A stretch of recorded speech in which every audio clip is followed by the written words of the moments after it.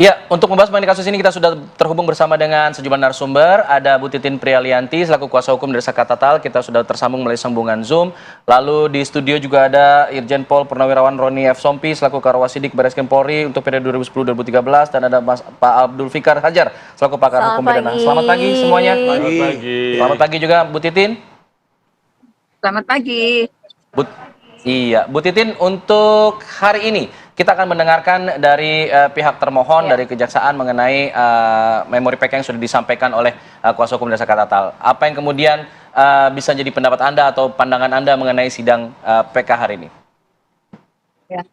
Sebetulnya kan kita sudah menyajikan memori PK dan di situ ada tertuang 5 novum yang sifatnya visual, juga novum-novum lain yang sebetulnya bisa terkonfirmasi kebenarannya. Kemudian juga ada mengenai kekeliruan majelis. Jadi saya sih dan tim gitu sebetulnya sudah menggodok memori PK yang disampaikan, tinggal ketika menunggu jawaban. Kemudian juga kita sudah mempersiapkan saksi, baik saksi ahli maupun saksi-saksi yang akan dihadirkan. Meskipun kami dari tim sudah meminta beberapa saksi ahli, memang belum seluruhnya terkonfirmasi, tetapi yang sudah terkonfirmasi hadir Bapak Okru Suseno, Bapak Azmi Saputra, dan Bapak Reza Indragiri itu sudah terkonfirmasi siap hadir di sidang Saka Tatal. Kemudian saksi-saksi lain di luar itu kita juga meminta kehadiran Liga Akbar, juga Dede untuk bisa bersaksi di sidang Saka Tatal. Juga ada saksi-saksi lain yang belum kita sebutkan namanya untuk bisa hadir ke sidang Saka Tatal dan akan menjelaskan kondisi yang sebenarnya pada peristiwa tanggal 27 Agustus 2016. Begitu, Mbak. Bu Titin, artinya untuk para saksi ahli ini sudah dipersiapkan, mungkin dimatangkan apa saja yang akan disampaikan? Kalau saksi ahli kan kita memang sudah memberikan berkas-berkas, sudah memberikan informasi yang apa yang seharusnya diketahui. Kita sudah bertemu dengan tim gitu. Tetapi kan pertanyaannya dan sebagainya juga tidak bisa saya sampaikan sekarang. Nanti di dalam persidangan. Baik. Oke, saya ingin Pak Roni. Pak Roni, kalau kita lihat ada sejumlah bukti baru, ada novum yang disampaikan oleh pihak kuasa hukum Saka Tatal. Nah, kalau kita lihat ada beberapa novum seperti foto-foto dari Rizky Rudiana, lalu kemudian ada foto Vina juga hasil otopsi.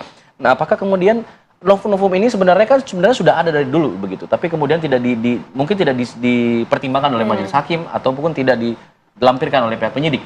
Dari pandangan Anda selaku pihak kepolisian dulu ya, yang melakukan penyidikan seperti ini, apakah memang hal-hal seperti itu bisa terkesampingkan begitu saja atau sebenarnya memang harus ditelusuri dulu, Pak, kayak novum seperti itu, Pak? Ya, biasanya kalau pengajuan PK ini kan dari pihak Saka Tatal ya, dan ini kan dikaji oleh begitu banyak penasihat hukum, tentu mengkajinya dari putusan, dari putusan pengadilan tahun 2016 itulah. Kemudian mereka melihat ada beberapa novum yang belum menjadi pertimbangan atau belum dikaji di dalam sidang. Nah, itu nanti kita lihat tentu ketika memori PK itu disampaikan oleh para penasihat hukum, hari ini kan rencananya jaksa akan menanggapi dalam bentuk kontra memori. Nah, kita nanti lihat apakah jaksa dalam kontra memorinya itu juga ada tanggapan yang berkaitan dengan novum yang dimaksudkan.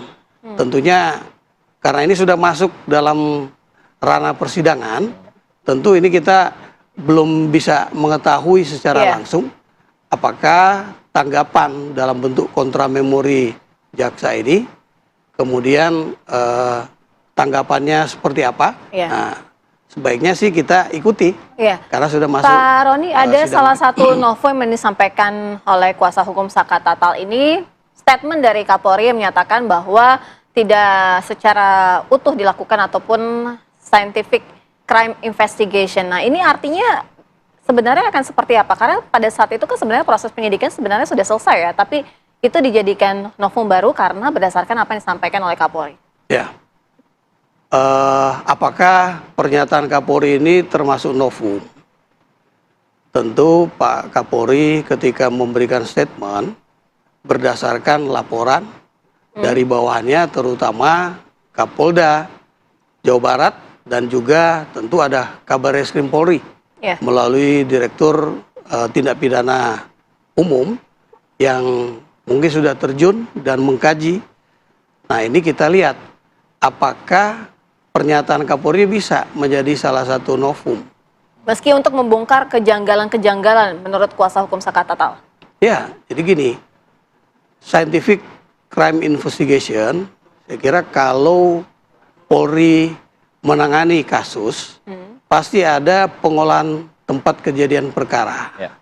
Jadi tidak mungkin tidak menggunakan scientific crime investigation. Bahkan kalau kita lihat ada visum et repertum, itu juga bagian dari scientific crime investigation.